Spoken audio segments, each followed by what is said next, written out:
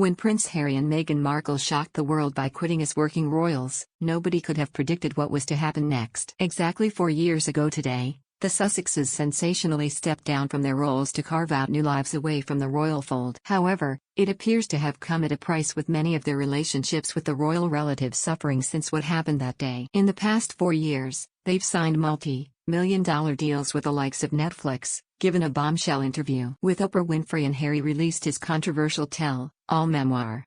And it seems Harry in particular has found his family bonds with certain relatives rockier than ever. When it came to his father, King Charles, Harry previously had a good relationship with him. But all that unraveled in the bombshell interview with Oprah Winfrey. During the tell-all chat, Harry accused his dad of cutting him off financially and claimed he had stopped taking his calls. "My family literally cut me off financially," Harry said in March 2021. A further flashpoint came when the late Queen was in her final hours at her beloved Scottish Highlands home Balmoral. Harry and Meghan just happened to be in the UK on a charity visit when it emerged the former monarch's health had taken a turn for the worse, and royals raced to be with her.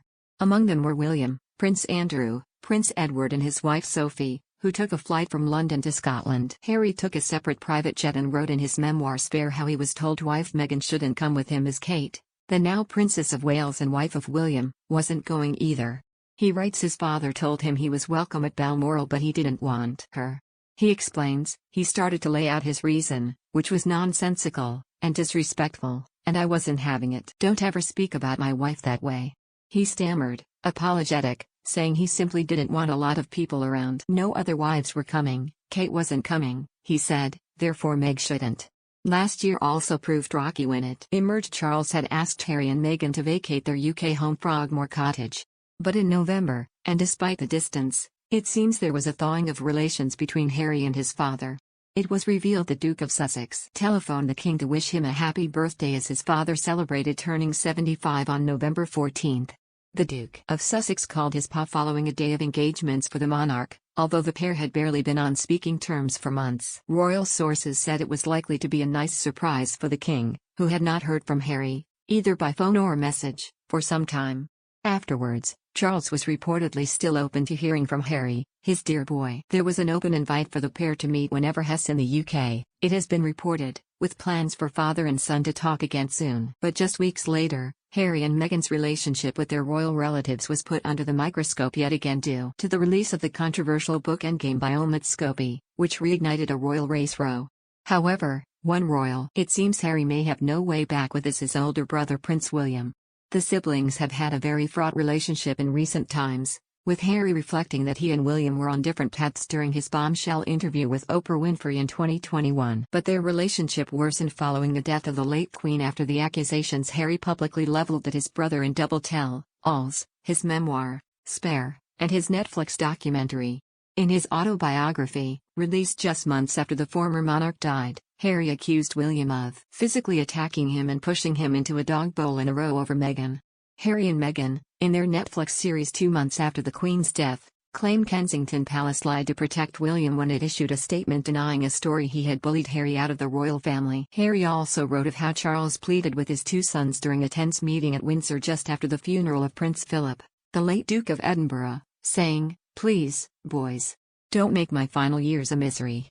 When it came to marking the first anniversary of the late Queen's death, both brothers were in the UK as Harry made the trip across the Atlantic to his home in California to attend a charity awards ceremony. However, he did not meet up with, and paid his respects to his grandmother alone at Windsor Castle.